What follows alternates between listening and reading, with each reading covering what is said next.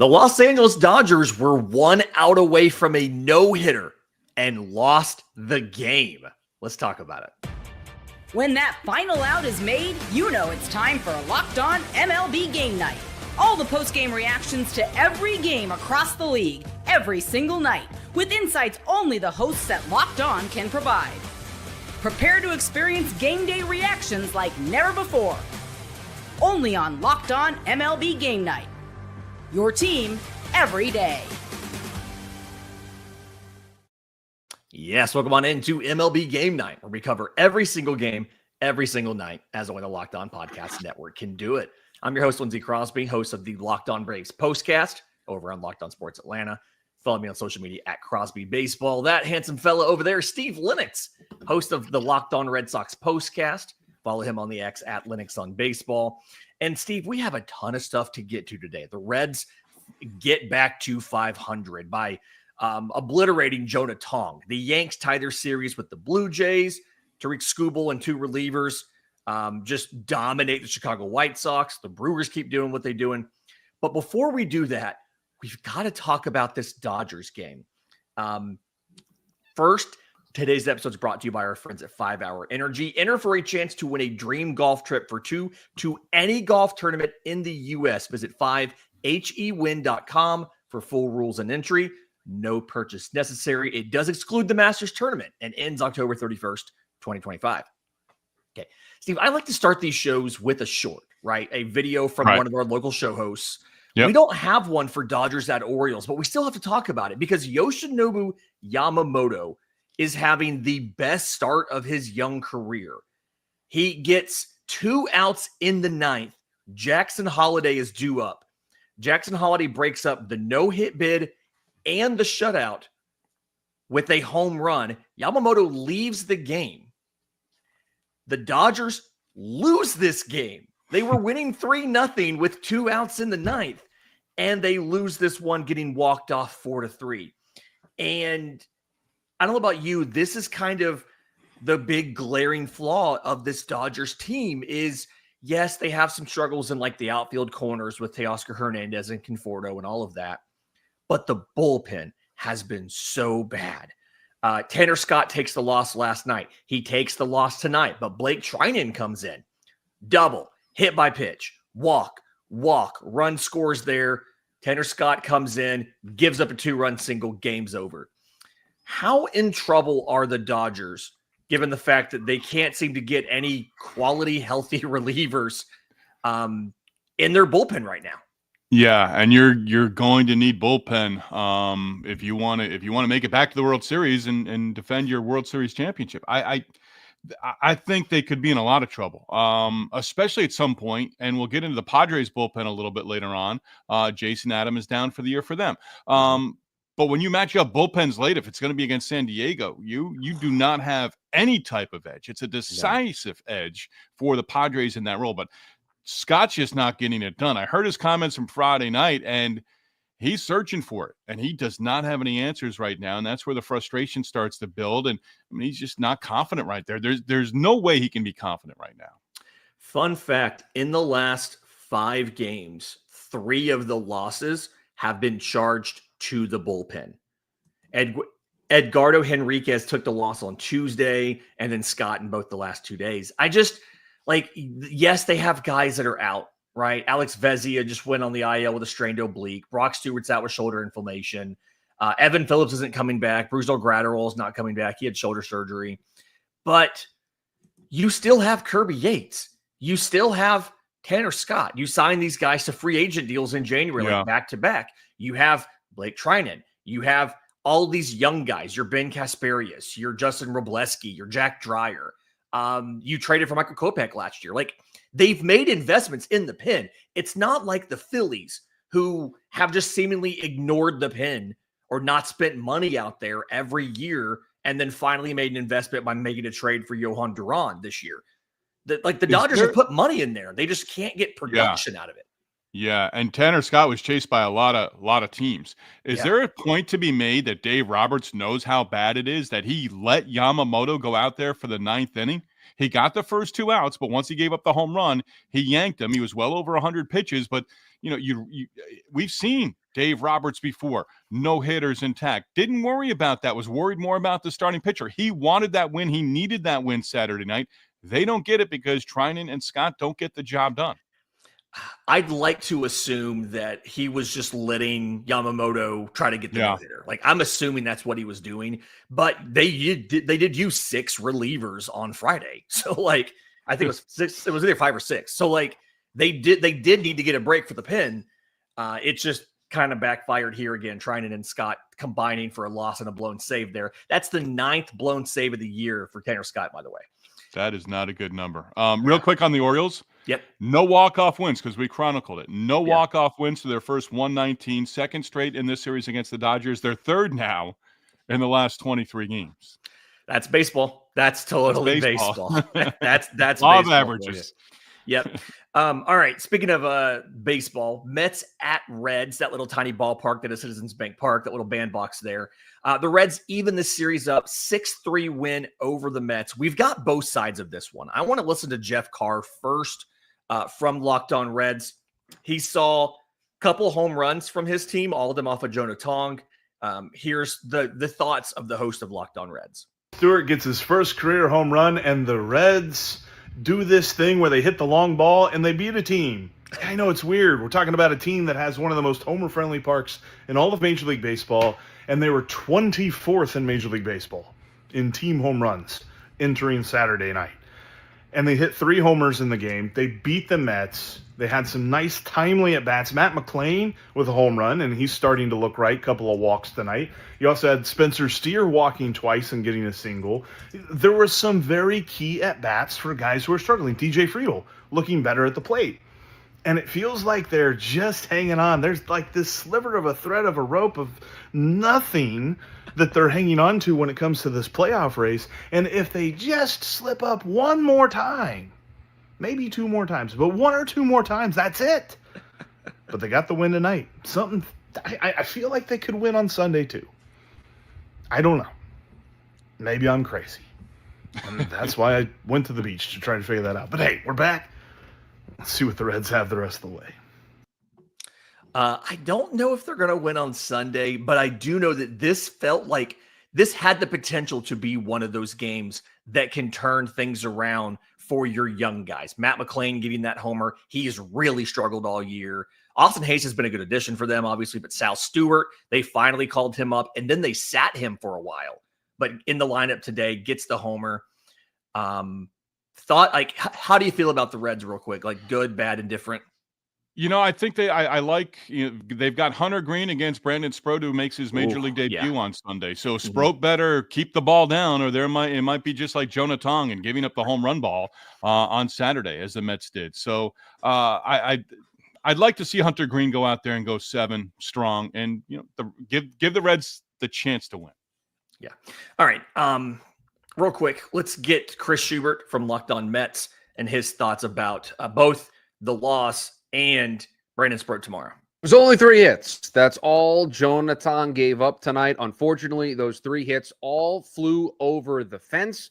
3 home runs sunk Jonathan in his second big league start. And in a vacuum, not a bad second big league start for a guy who's only 21, 22 years old. Battled back, gave the Mets 6 solid innings. Unfortunately, with the way things are right now for this pitching staff, we need so much more from these starters. Add in how great Nolan McClain has been. Add in the excitement around Brandon Sproat making his major league debut tomorrow. These 3 kids have been at the center of the hype and optimism around the rest of this season. And so with context, it makes this start hurt. In a vacuum, not a bad second start for Jonathan.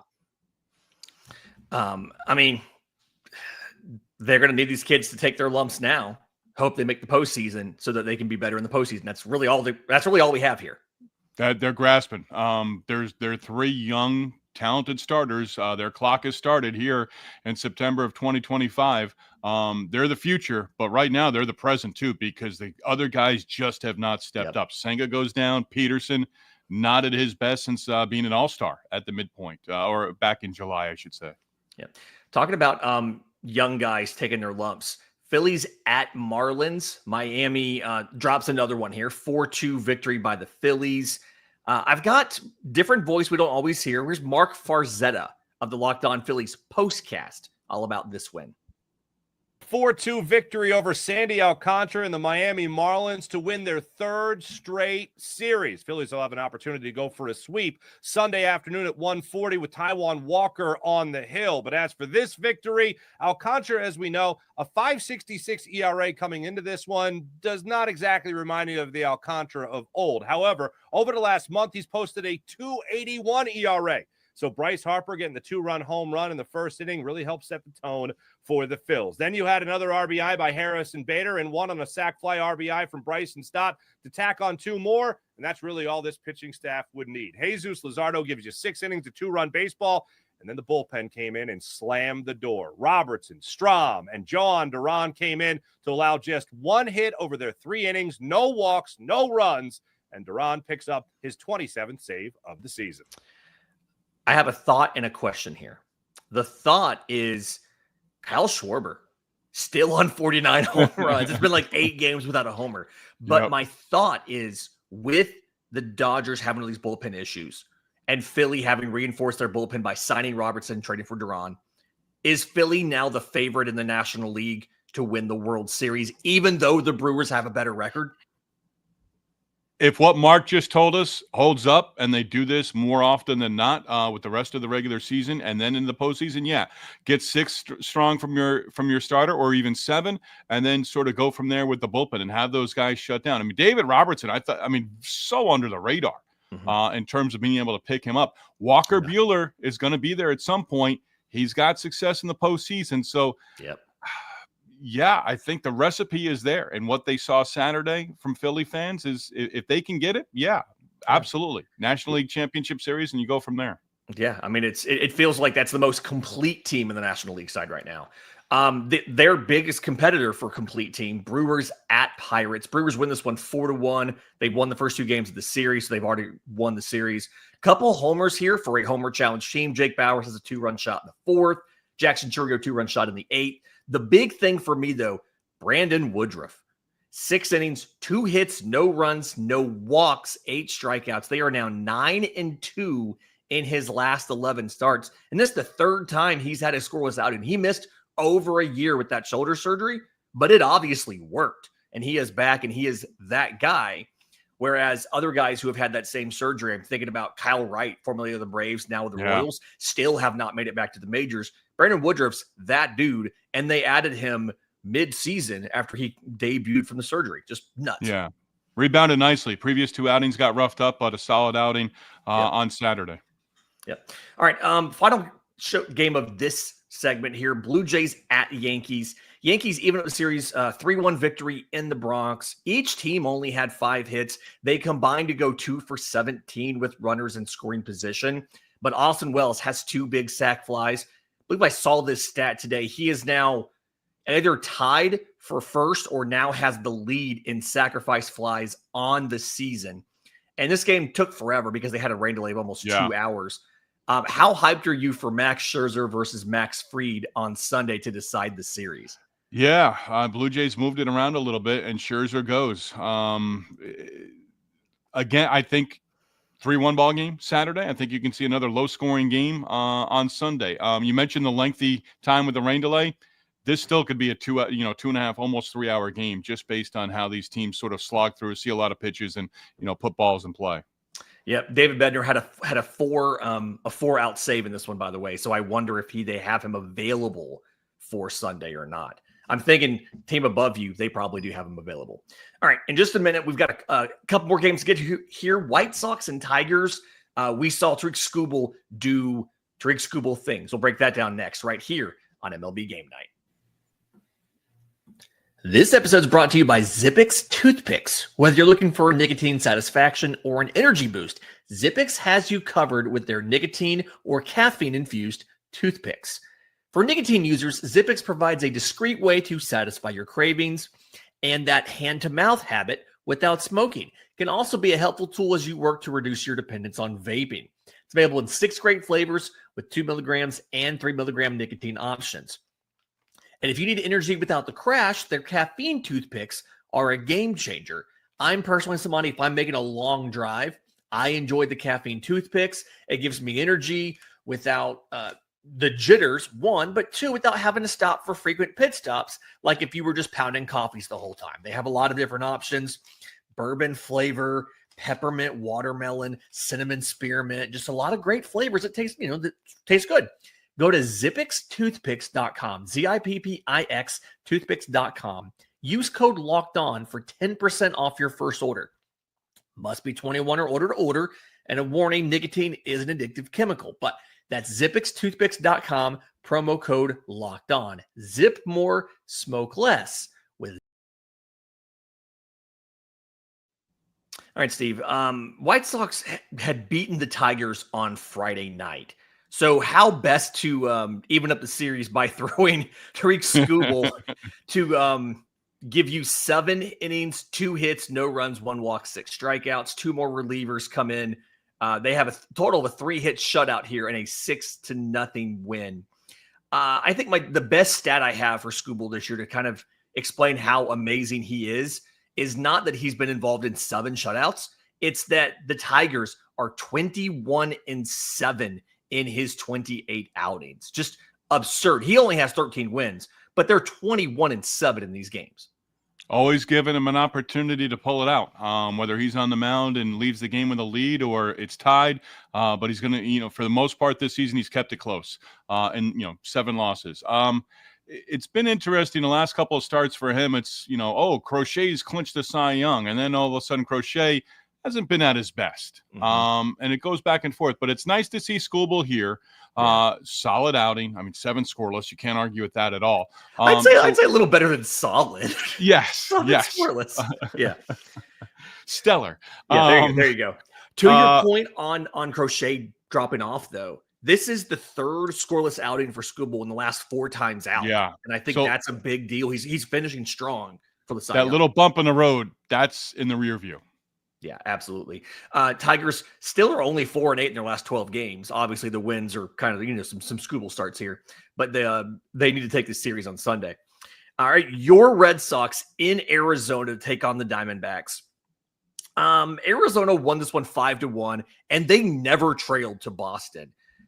What happened here? Because Lucas Giolito gave up like 4 runs, but only 2 of them were earned. Yeah.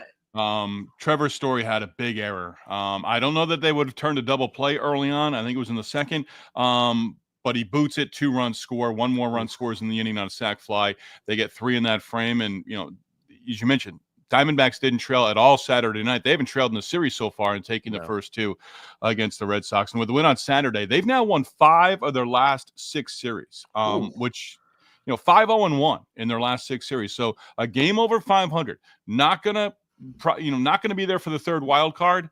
I think they're under 3% in terms of playoff probability according to ESPN.com. Yeah. So that's going to be real hard, but they're not quitting for Torey Lovullo. I love that. For this Diamondbacks team, dealing with injuries. Corbin Burns, I caught some of the broadcast along the lines of, if he's there for them this season, they're knocking on the door. They're right there in contention. But as you said, 4.5 back, that's a lot to make up after Sunday, just 3 weeks left in the season. Yeah, they've got like 20 games left to play. It's really hard to do that there. Talk about a team that is trying to make up, that is trying to hold off teams who are trying to make up ground. Seattle Mariners came into Atlanta, won game 2 of the series, 10-2. They hit 5 home runs. Here's Tyden Gonzalez to talk about what his team did to my team. The Mariners have finally won a game in the month of September. This is Tyden Gonzalez, host of the Locked On Mariners podcast here. I almost forgot what it felt like to win a game. It feels good, by the way. 10-2 the final score. Mariners beat the Braves tonight.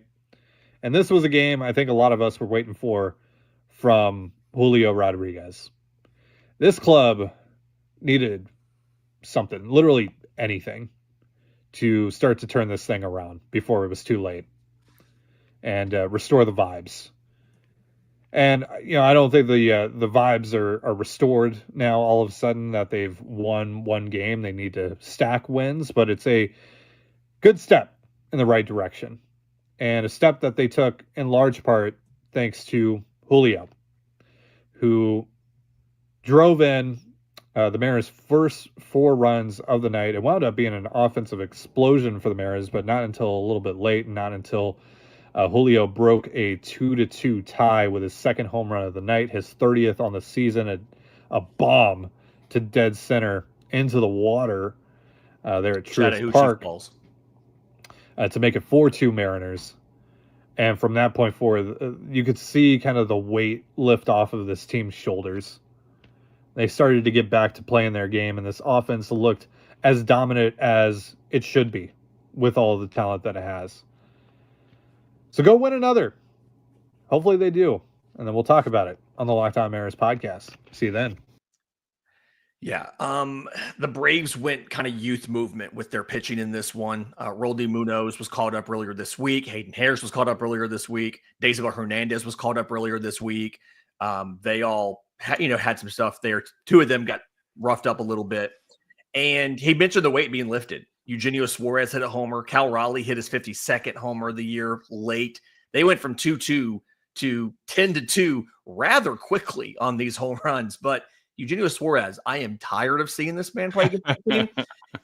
He has 11 hits, including 5 home runs and 8 RBI against my team this year. So please leave Truist Park and do not come back. Yes.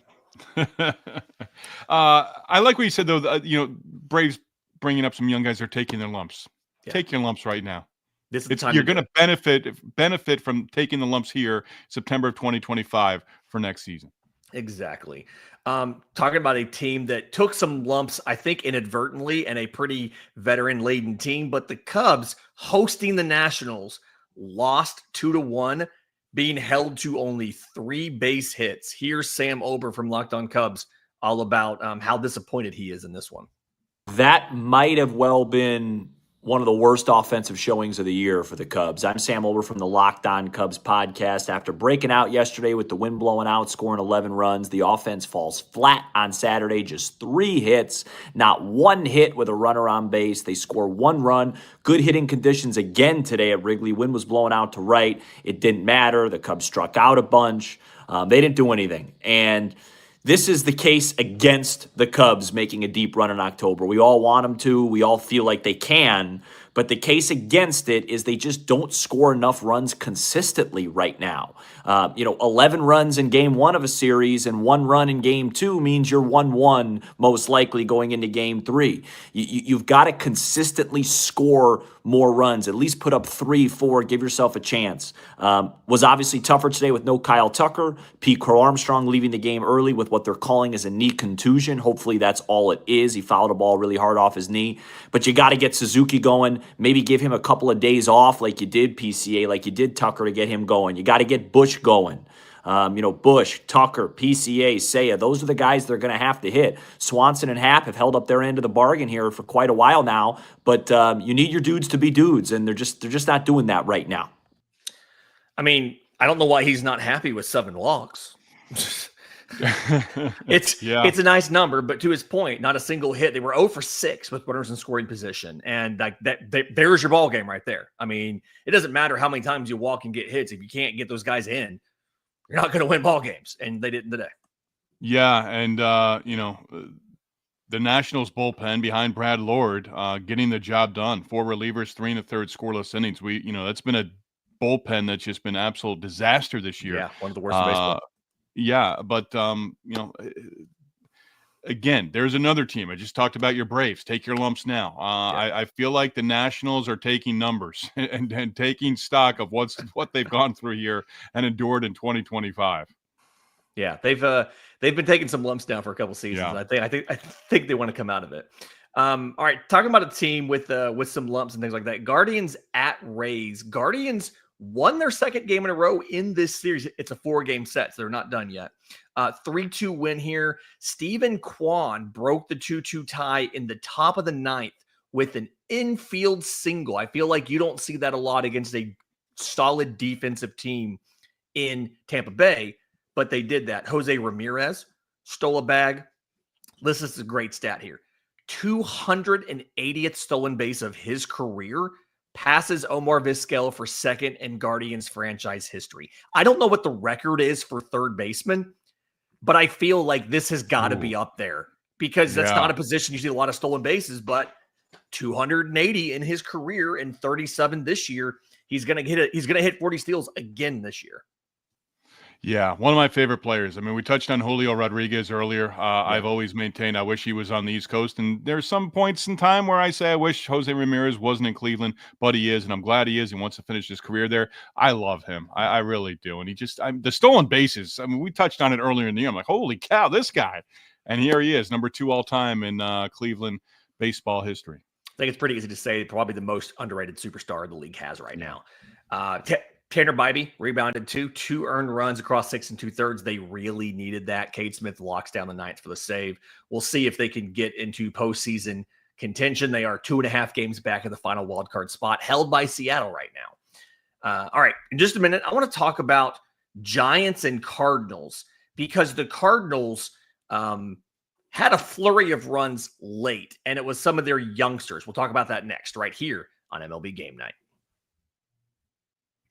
It's time to fuel up and turn it up with 5-Hour Energy Transfusion. This grape, ginger, and lime-flavored shot brings the iconic taste of a golf course favorite with a non-alcoholic boost. It's perfect for sinking birdies or making great memories with friends. It's a hole-in-one for your energy game. Whether you're out on the course or just need that little extra push to power through your day, 5-Hour Energy Transfusion delivers the clubhouse flavor you love without ever needing to leave the green. Because golf is all about good times with good people and good flavors. The grape, ginger, lime flavor of 5-Hour Energy Transfusion gives you the best parts of your clubhouse go-to without leaving the course or chasing down the beverage cart. And now you can amp up the fun even more.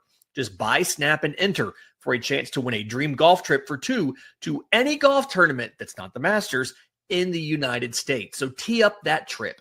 Visit 5hewin.com for full rules and entry. No purchase necessary. Excludes the Masters tournament. Ends October 31st, 2025.